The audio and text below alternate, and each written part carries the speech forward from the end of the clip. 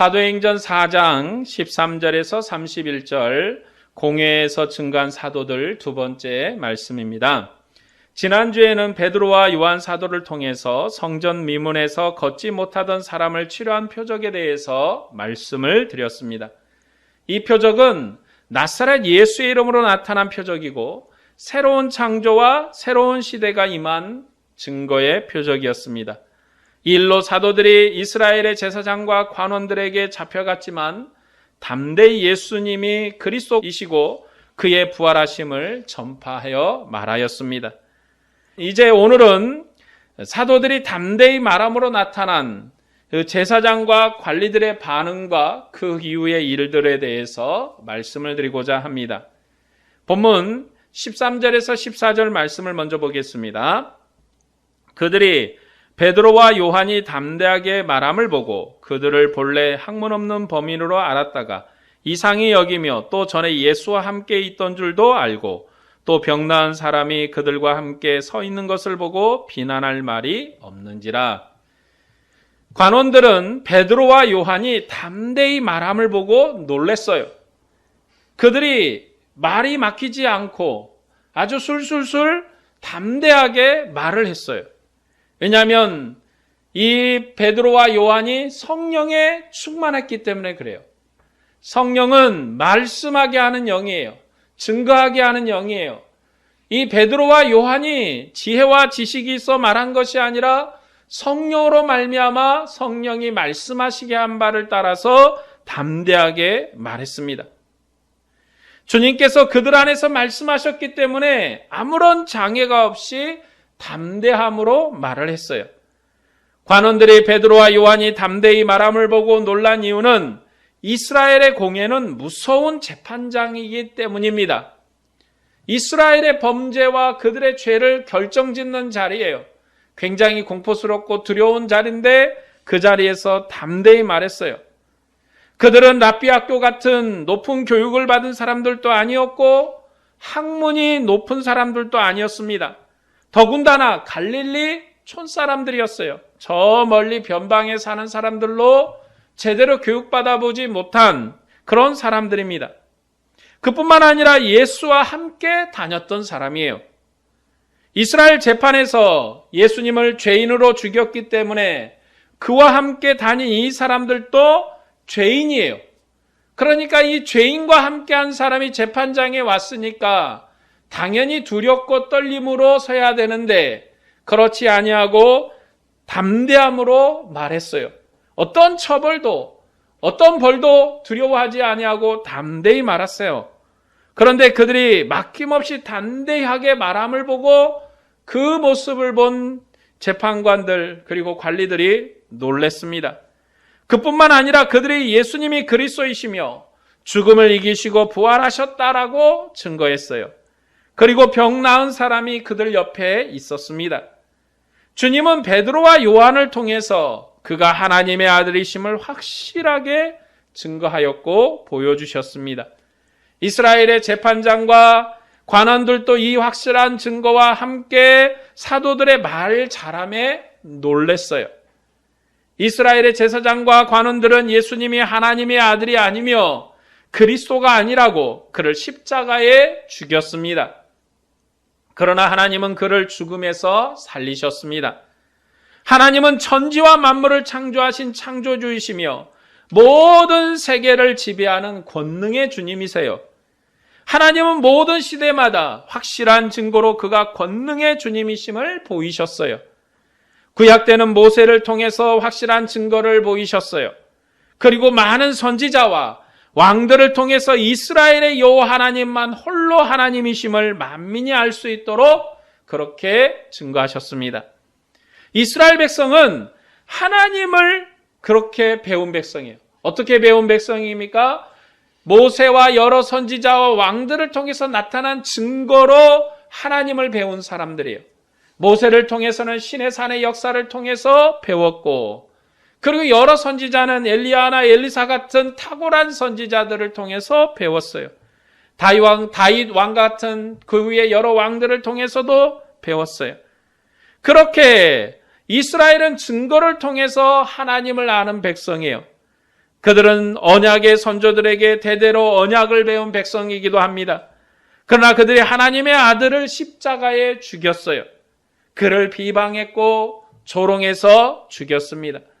그들은 하나님의 아들이 오셔서 확실한 많은 증거로 자신을 증거했지만 그들의 죄가 눈을 가려 알아보지 못하고 죽였습니다. 하지만 하나님은 인간들이 자기 죄로 하나님을 대항해도 그 죄들이 하나님을 찬양할 수 있도록 역사하시는 하나님이세요.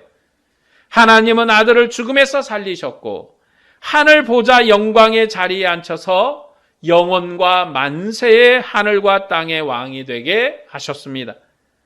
예수님의 부활을 통해서 하나님을 부인할 수 없는 확실한 증거로 온 인류에게 주신 것이 바로 부활의 증거입니다.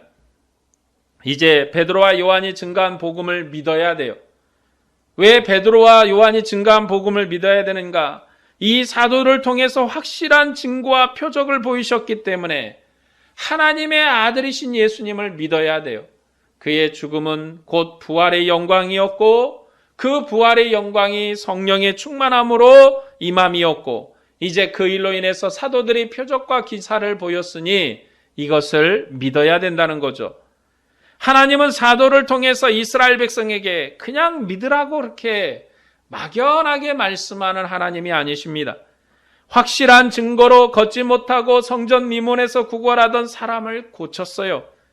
언약의 확실함을 보였습니다. 하나님은 확실한 표적을 통해서 권능의 주님을 믿게 하시는 하나님이세요. 그것은 구약 때도 마찬가지였어요. 항상 모세와 여러 선지자를 통해서 하나님의 살아계심을 확실하게 보였어요.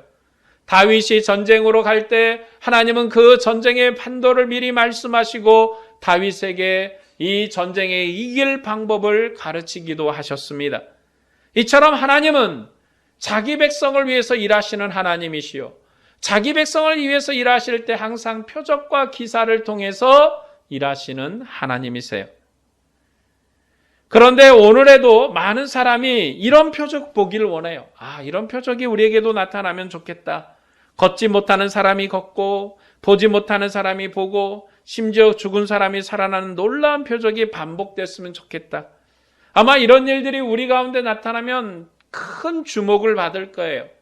언론의 주목을 받을 것이고 사람의 관심을 받을 것이고 많은 사람이 신비하고 놀라워할 것입니다.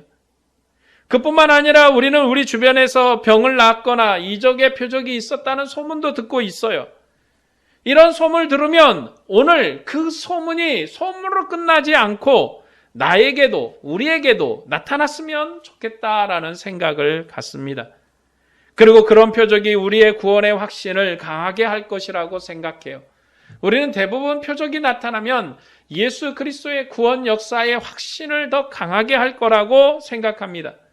그러나 우리가 이런 표적을 보지 않는다고 해서 우리의 구원이 부족한 게 아니에요.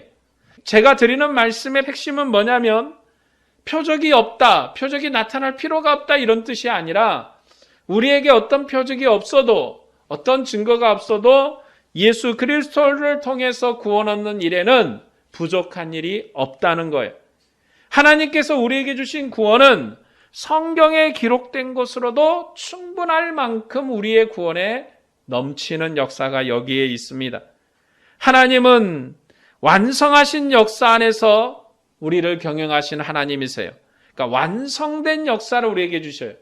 미완의 역사를 주시는 하나님이 아니라 완성의 역사를 우리에게 주셨어요. 그래서 우리는 이 예수 그리스도의 구원 역사의 완성을 누리는 백성이에요. 여러분, 결혼식도 살아가면서 한 번만 하는 거예요. 물론 여러 가지 인생의 사정이 있어서 여러 번의 결혼이 있을 수 있겠지만 결혼이라는 건 사실 그 사람과 관계 속에서 한 번 있는 거예요. 결혼식을 여러 번 한다고 부부 결혼이 선명해지고 확실한 게 아니에요. 우리가 결혼을 했는지 안 했는지 잘 모르겠어. 당신이 나를 사랑하는지 안 하는지 잘 모르겠어. 그러니까 내년 정도 결혼식을 한 번 더 합시다. 한 10년 정도에 또 결혼식 또 한 번 더 합시다. 한 30년 후에 결혼식 한 번 더 합시다. 결혼식을 여러 번 해야지만이 부부의 사랑을 확인하고 더 부부의 사랑이 더욱더 선명해지고 확실해지는 게 아니에요. 때때로 부부가 싸움도 많이 하고 하는데 이 부부가 싸운다고 결혼이 무효가 되는 것도 아니에요.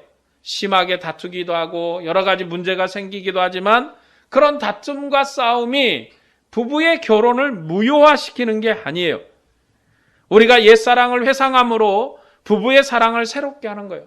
우리가 옛날에 이렇게 사랑을 했지, 이렇게 사랑하는 사이였지 라는 그 회상 속에서 부부의 사랑을 매일매일 새롭게 하는 거예요. 여러 번 결혼식을 반복함으로 사랑을 확인하는 것이 아니에요. 사랑은 매일 그 사람의 얼굴을 통해서 또 그 사람의 관계를 통해서 매일매일 확인하면서 사는 거예요. 식을 여러 번 해야 되는 건 아닙니다. 하나님의 구원 역사도 이 결혼과도 같습니다. 똑같은 표적을 반복함으로 구원을 확증하고 경험하게 하는 게 아니에요. 우리로 놀라운 역사의 신비한 역사가 나타날 수 있지만 성령은 다양하게 역사하는 거예요. 성령은 다양하게 환경과 처지와 여건 속에서 역사하시는 성령이에요. 그러나 오늘 우리에게 나타난 이 표적과 역사가 우리의 구원을 위한 것이라고 말하기가 매우 복잡해요. 왜냐하면 이 사도행전에 기록된 이 표적은 우리의 구원을 위한 표적이에요. 사도를 통해서 많은 표적이 나타났어요. 지금 이 성전 미문에서 걷지 못하는 사람을 치료한 이 사건은 많은 표적 중에 하나예요. 그 중에 하나를 선택했는데 특별히 성전 미문에서 걷지 못하는 자의 표적을 통해서 예수 그리스도께서 어떻게 부활하셨으며 그리고 또한 그가 어떻게 우리를 사랑하여 구원하시는지를 증거하는 표적으로 삼으신 거예요. 그렇기 때문에 많은 표적이 우리에게 반복된다고 그 표적이 우리로 구원 얻는 것이 아니라 사실은 이 성경에 나타난 이 사도행전의 표적이 우리의 구원의 확실한 증거와 영광이 되는 것입니다. 만일 같은 표적을 반복해야지만 구원이 확증되는 것이라면 사도들의 증거가 필요가 없어요. 한마디로 성경이 필요 없다는 거예요. 오늘 우리에게 이 시대에도 새로운 구원 역사의 반복으로 우리가 새로운 구원을 받는다고 한다면 사도들에게 배울 바가 없는 거예요. 반복으로 구원 역사가 나타나는 세대이고 새로운 구원 역사가 매일매일 새롭게 토대가 이루어지는 구원 역사라면 사도들의 증거가 교회의 토대가 될 수가 없어요. 사도들의 증거가 교회의 기초석이 될 수가 없어요. 그냥 사도의 증거는 사도의 증거고 오늘날 우리에게 새로운 증거가 필요하다. 오늘날 우리에게 새로운 표적이 필요하다. 우리는 우리의 구원 얻은 새로운 표적을 찾아야 된다고 그런다면 사도의 가르침은 한마디로 쓸모없는 가르침이에요. 사도들이 교회를 가르쳤고 그리고 그 교회로 하나님의 영광이 되게 했고 이 교회가 사도의 가르침을 따라서 항상 하나님 앞에서 경배하는 교회로 하나님의 교회로 서는 것은 사도의 가르침이 항상 토대가 돼요. 그래서 교회는 사도의 가르침이 토대가 되는 교회예요. 우리도 사도와 똑같은 말을 하고 똑같은 복음을 증거해요. 오늘 우리가 증거하는 복음이 사도가 전한 복음과는 다른 복음인가? 시대가 변했으니까, 새로운 시대가 왔으니까 우리의 복음을 변질시켜야 되고 또 우리의 복음도 변해야 되는가? 복음을 전하는 방법, 또 그것을 전달하는 방법에 여러 가지 새로운 시대에 새로운 도구를 이용할 수 있어요. 미디어를 이용하고 다양한 방법을 이용하고 확성기를 이용하고 여러 가지 방법을 이용해서 할 수 있지만 복음의 본질이 바뀔 수는 없다라는 거예요. 왜냐하면 우리의 구원은 예수 그리스도의 부활과 그분의 승천과 성령 강림과 사도의 증거를 통해서 확증되었기 때문에 확실하게 약속되고 확실하게 결정이 됐기 때문에 그 사도의 가르침에 토대하는 거예요. 예수님의 가르침을 누가 전했습니까? 예수님이 직접 전한 음성으로 우리가 배우는 게 아니라 예수님의 가르침을 받은 사도들, 12명의 증인들, 이 증거자의 복음을 통해서 우리가 예수님을 배우고 예수님을 알고 예수님의 영광을 깨달아 누리는 거예요. 그래서 교회는 사도의 가르침의 토대를 세운 교회예요. 우리의 눈에 이적과 표적이 없어도 구원이 확증되는 것은 한 번의 성령 강림과 사도의 가르침을 통해서 구원이 확증되기 때문에 그래요. 구원은 확증되는 거예요. 이 사도의 가르침을 통해서. 이스라엘의 제사장과 관원들은 사도를 통해서 나타난 표적과 그들의 말과 증언으로 인해서 더 이상 할 말이 없었어요. 그래서 잠깐 나가 있으라고 했습니다. 그리고 이제 그들이 의논합니다. 본문 15절에서 19절 말씀을 보겠습니다. 명하여 공회에서 나가라 하고 서로 의논하여 이르되 이 사람들을 어떻게 할까? 그들로 말미암아 유명한 표적이 나타난 것이 예루살렘에 사는 모든 사람에게 알려졌으니 우리도 부인할 수 없는지라. 이것이 민간에 더 퍼지지 못하게 그들을 위협하여 이후에는 이 이름으로 아무에게도 말하지 말게 하자 하고 그들을 불러 경고하여 도무지 예수의 이름으로 말하지도 말고 가르치지도 말라 하니 베드로와 요한이 대답하여 이르되 하나님 앞에서 너희 말을 듣는 것이 하나님의 말씀 듣는 것보다 옳은가 판단하라. 제사장과 관원들은 사도를 내보내고 비밀스럽게 판결을 논의했습니다. 사도들이 행한 일이 시골에서 일어난 일이라면, 저 멀리 변방에서 일어난 일이라면 덮어버렸을 거예요.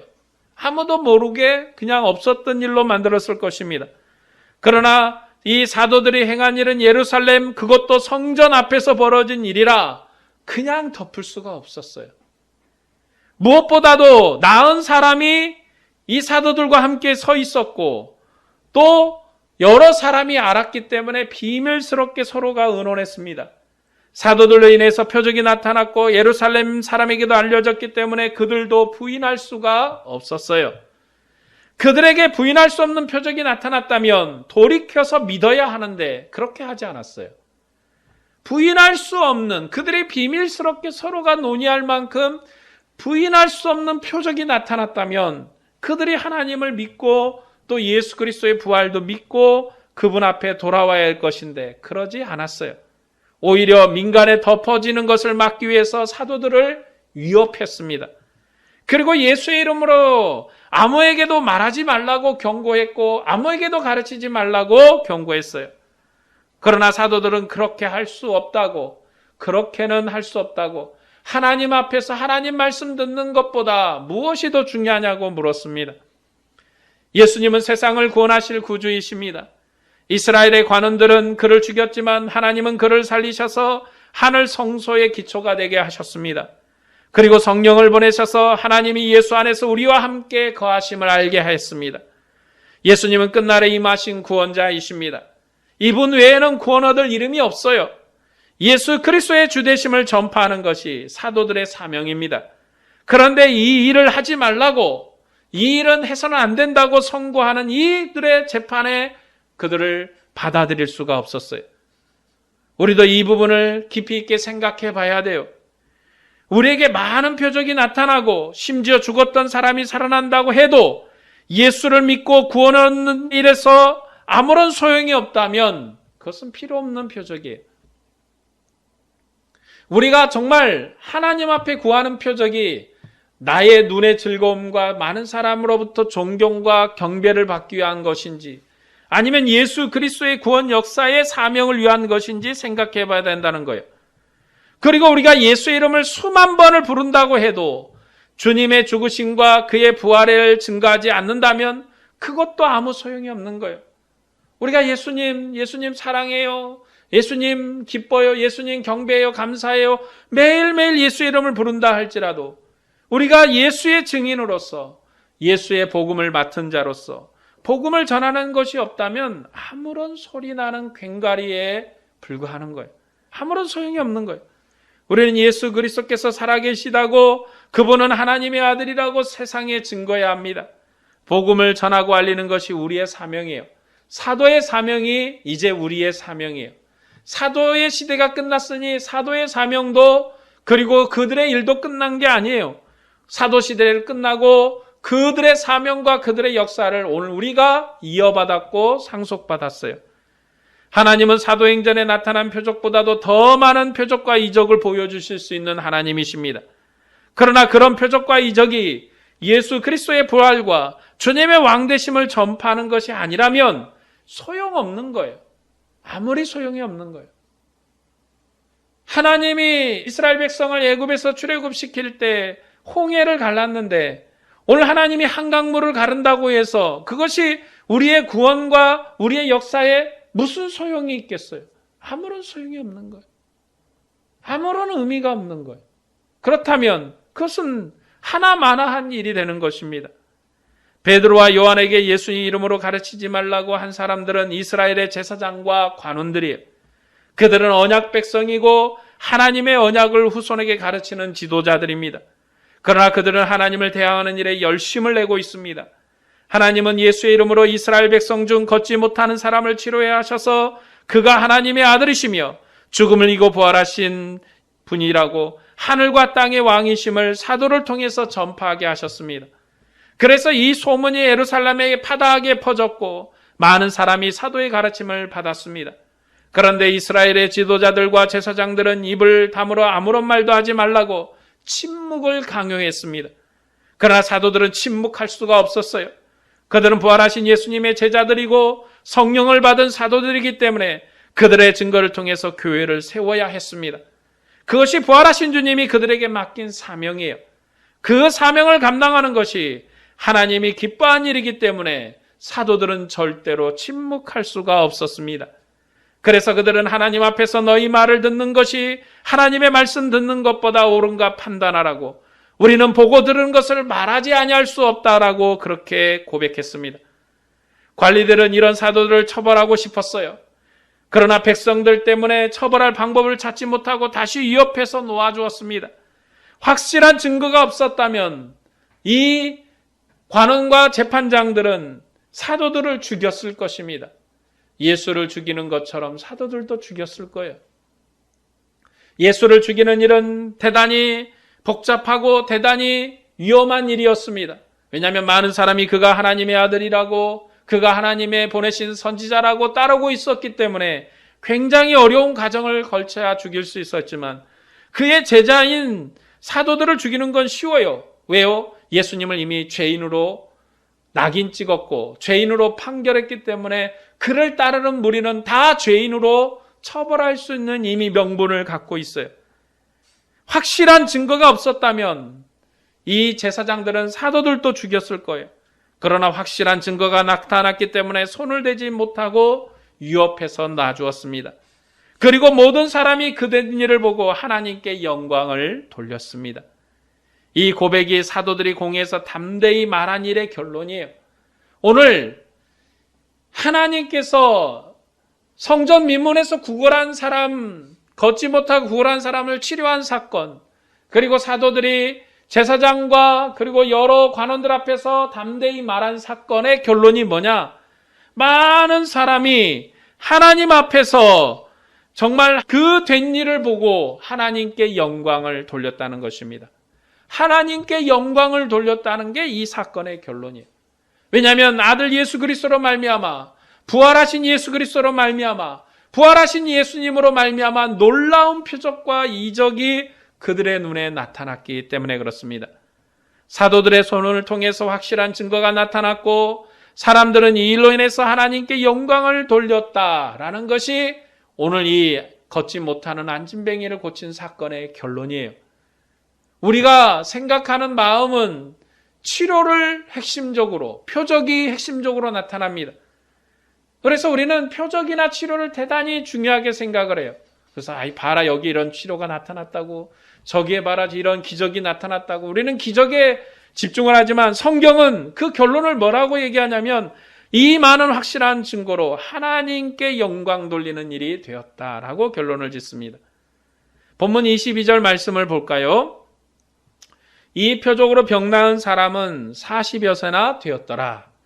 사도행전은 걷지 못한 사람의 나이가 40세쯤 되었다고 밝히고 있습니다. 이 사람은 40년 동안 성전 앞에서 구걸한 사람이에요. 그는 성전 앞에 있었지만 성전에 들어가지 못한 사람이에요. 성전 앞에는 있었는데 성전 안에는 들어가지 못해 보았어요. 성전 앞에서 구걸하면서 부스러기를 먹는 사람입니다. 그는 부정한 사람이라 거룩한 성전에 들어갈 수가 없었던 거예요. 그는 부정한 사람이라 이스라엘 백성의 부스러기를 먹는 사람이에요. 이스라엘 백성이지만 하나님의 성전 식탁에 참여하지 못하고 성전 식탁에서 떨어지는 부스러기를 먹는 사람이에요. 그리고 이스라엘 백성 중 그 어떤 사람도 이 사람을 치료해서 성전에 들어가게 하지 않았습니다. 그런데 사도들은 은과 금은 내게 없으나 나사렛 예수의 이름으로 걸으라 라고 명령해서 이 사람을 걷게 했어요. 율법이 주었던 땅의 풍성함은 사도에게 없었어요. 은과 금은 하나님이 가나안 땅의 축복으로 주신 땅의 풍성함이에요. 사도들은 땅의 풍성함으로 은과 금은 없었어요. 그러나 하나님께서 새롭게 주신 나사렛 예수의 이름으로 이 사람을 치료했어요.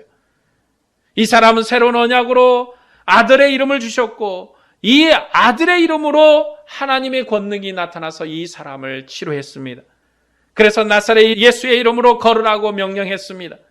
예수님의 이름이 걷지 못하는 사람을 걷게 하고 뛰게 했으며 하나님을 기뻐 찬양하게 했어요. 그리고 성전에 들어가 하나님을 찬미했습니다. 이제 이 사람은 부끄러운 죄인으로 돈을 구걸하는 사람이 아니에요. 성전 식탁에서 떨어지는 부스러기를 먹는 그런 사람이 아니에요. 그는 성전에 들어가서 성전 식탁에 앉아서 하나님께 찬미하며 하나님 것을 먹는 백성으로 회복된 거예요. 성전에 들어가 하나님을 찬양하고 영광을 돌리는 존귀한 사람으로 그렇게 되었습니다. 이것이 참으로 놀라운 일입니다. 예수의 이름이 아니면 사도들이 할 수 없었던 일이에요. 모세 제도는 40년 동안 구걸하는 백성을 치료하지 못했습니다. 예수님은 그를 치료해서 하나님의 성전에 출입하는 백성으로 하나님을 찬미하는 백성으로 회복시켰었어요. 그리고 이 일은 누구도 부인할 수 없는 일이라고 사도행전은 기록합니다. 그런데 우리는 이 사람이 직업을 잃었다고 생각할 수도 있어요. 그렇잖아요. 구걸해서 먹고 사는 사람이 이제 걸어버렸으니까 직업을 잃었잖아요. 치료는 좋은 일인데 그 일로 인해서 구걸한 일을 잃었어요. 그런데 이런 생각은요, 지극히 이방인다운 생각이에요. 사실 우리의 생각은 지극히 이방인다운 생각입니다. 율법에 대한 의식과 개념이 없어서 그렇게 생각하는 거죠. 이스라엘 백성에게 있어서 먹고 사는 것은 하나님이 책임지는 것입니다. 그들에게 가장 저주스러운 일은 언약 백성이면서도 성전의 영광을 누리지 못하는 거예요. 왕이면서도 문둥병에 걸려서 하나님의 성전에 들어가지 못한 그런 왕과 같은 거예요. 아무리 왕이면 뭐합니까? 아무리 영광을 얻은 사람이면 뭐예요? 자기 몸에 발원한 문둥병으로 인해서 절대로 성전에 들어갈 수 없는 왕이에요. 심지어 다윗은 나는 이 왕이 되는 것보다 성전 문지기로 있었으면 좋겠다고 고백했어요. 그러나 성전 문지기를 다윗이 아무리 하고 싶어도 할 수가 없는 거예요. 율법은 성전 문지기를 할 사람을 누구라고, 그리고 성전에서 제사장 일을 할 사람 누구라고 이미 정해버렸기 때문에 자기가 하고 싶다고 해서 할 수 있는 게 아니에요. 그들에게 있어서 이 이스라엘 백성이 가장 저주스러운 일은 언약 백성이면서도 하나님의 성전의 영광을 누리지 못하는 거예요. 하나님의 집에 들어가지도 못하고 성전 식탁에 앉지도 못하는 것은 언약 백성의 참으로 부끄러운 일이에요. 하나님의 집에 들어가지 못하는 자들은 죄인입니다. 그들은 언약 백성이지만 율법의 버림을 받은 죄인이에요. 그들이 소망하는 것은 그들의 죄가 회복되어서 하나님의 성전에 들어가는 것입니다. 걷지 못하는 사람이 걷고, 보지 못하는 사람이 보고, 듣지 못하는 사람이 듣고, 문둥병자가 깨끗함을 받아서 하나님의 성전에 출입하는 백성으로 하나님의 영광을 누리는 것이 그들의 소망이에요. 그런데 율법은 그들을 치료하기보다 판단합니다. 왜냐하면 율법은 판단하는 법이에요.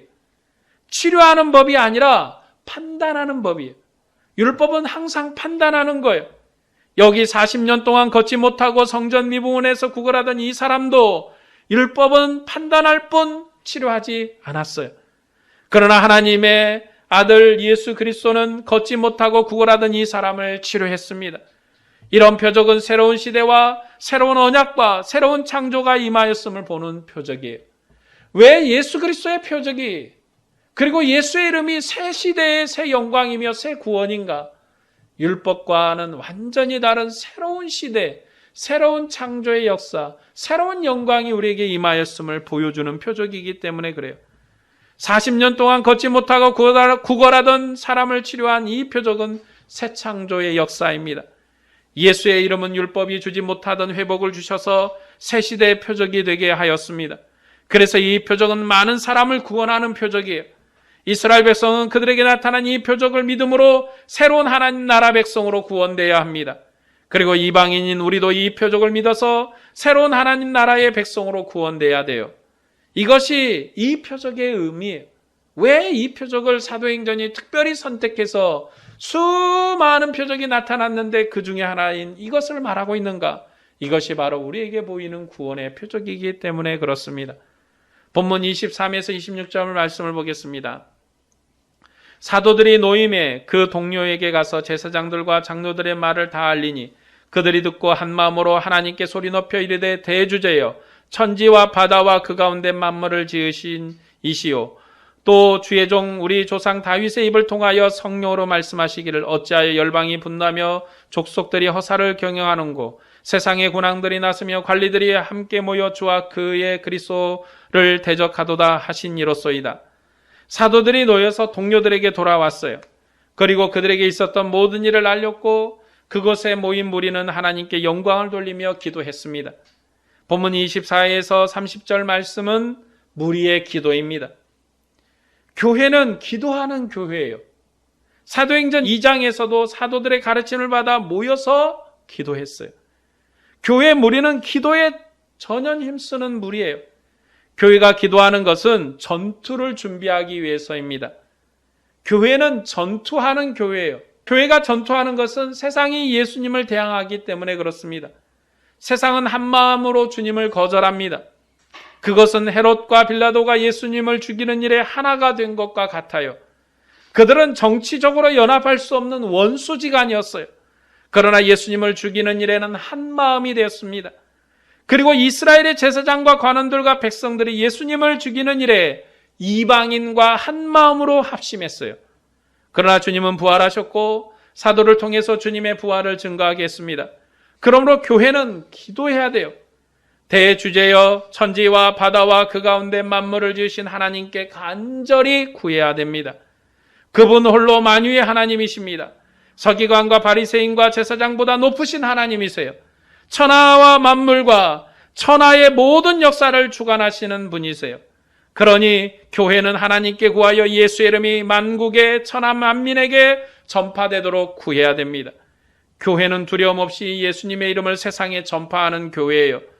교회가 세상과 전투하는 방법은 나사렛 예수의 이름을 세상에 전파하는 것입니다.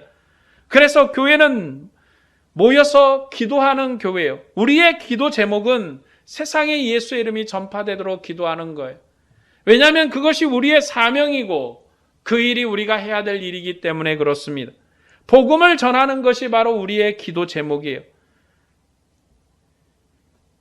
그래서 사도들도 이렇게 기도했습니다. 주여 이제도 그들의 유업을 굽어보시옵고 또 종들로 하여금 담대히 하나님의 말씀을 전하게 하여 주시오며 손을 내밀어 병을 낫게 하시옵고 표적과 기사가 거룩한 종 예수의 이름으로 이루어지게 하옵소서. 그런 무리의 기도에 하나님은 모인 곳이 진동하더니 무리가 다 성령에 충만하여 담대히 하나님의 말씀을 전하도록 그렇게 응답하셨습니다. 하나님은 성령을 보내서 교회를 하나님의 군대로 삼으셨어요. 그리고 교회를 통해서 세상에 하나님의 아들이신 예수님을 전파하게 하셨습니다. 교회는 예수님의 이름을 전파하는 하나님의 군대예요. 하나님은 이 군대를 위해서 예수의 이름으로 기사와 표적을 많이 보이셨습니다. 지금도 전투는 계속되고 있어요. 교회는 여전히 전투하는 교회예요. 지금도 세상은 예수님을 대항합니다. 유대인들은 예수님을 영원한 죄인이라고 대적하고 이방인들은 십자가에 죽은 예수는 어리석은 자라고 대항합니다. 이방인들의 눈에는 세상을 구원할 사람이 어찌 십자가에서 죽느냐고 십자가의 죽음은 어리석은 것이라고 그렇게 대항해요. 2000년 전이나 지금이나 세상은 같아요. 단지 모양을 바꾸어서 다양하게 예수님을 핍박할 뿐입니다.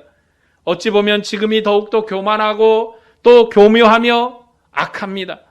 이처럼 세상은 교묘하게 분별하기 어려울 정도로 우리에게 교회를 파괴시키려는 노력을 합니다. 이런 세상에서 우리가 할 일은 기도하는 것이며 복음을 전하는 것입니다.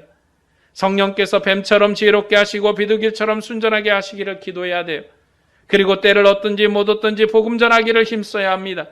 우리는 세상에 오직 예수만이 우리의 구주라고 전파해야 돼요. 그것이 오늘 우리가 해야 될 일이에요. 세상에 주님의 이름을 전파하기 위해서 우리가 먼저 기도해야 되고 전도의 일을 해야 돼요. 그것이 우리의 사명이고 오늘 또 그 일을 하라고 우리에게 말씀해요. 사도들도 이 재판장에서 제사장과 그리고 관원들에게 말했습니다. 내가 하나님의 말씀을 듣는 것이 너희의 말을 듣는 것보다 옳으냐고. 예수 그리스도가 그분이 살아나셨다고 전하는 것이 하나님의 말씀 듣는 일인데 그것은 하지 말고 침묵하라고 하는 너희의 가르침을 듣는 것이 옳으냐고 물었어요. 그런데 오늘 이 시대는 우리 스스로가 알아서 침묵해요. 우리 스스로가 알아서 입을 다물어요. 세상에서 내가 교회 다닌다고 말하는 일에 두려움을 느껴요. 왜요? 세상이 공격하니까. 세상이 너는 침묵하라고 말하니까. 그러니까 입을 다물어 버리는 거예요. 우리 스스로 알아서 침묵하고 우리 스스로 알아서 고요하게 지내요. 조용하게 우리끼리 모여서 우리끼리 즐거워하고 우리 것이 기뻐하면 다 되는 것으로 생각해요. 그러나 그것은 우리가 주님 앞에 바르게 사는 게 아닙니다. 우리의 사명은 주님을 전하는 거예요. 우리의 사명은 기도하는 거예요. 오늘 또 여러분 우리 모두 다 그렇게 기도하는 자로서 우리의 사명을 다 감당하시기를 소망합니다. 오늘 또 여러분 모두에게 주님의 은혜와 평강이 충만하기를 축복합니다. 기도하겠습니다.